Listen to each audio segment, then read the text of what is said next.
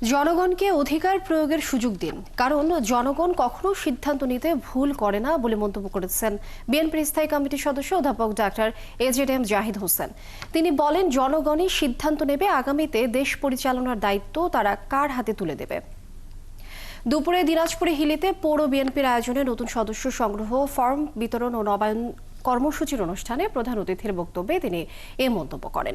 তিনি বলেন, দেশের মানুষ গণতন্ত্র ফিরে পেতে এবং তাদের ভোটাধিকার ফিরে পেতে উদ্গ্রীব হয়ে আছে, তাই জনগণকে ভোট দেবার সুযোগ দিতে প্রধান উপদেষ্টার প্রতি আহ্বান জানান তিনি। এছাড়া বিএনপির ৩১ দফা বাস্তবায়নে নেতাকর্মীদের ঐক্যবদ্ধ থাকার আহ্বানও জানান ডাক্তার এজেডএম জাহিদ হোসেন।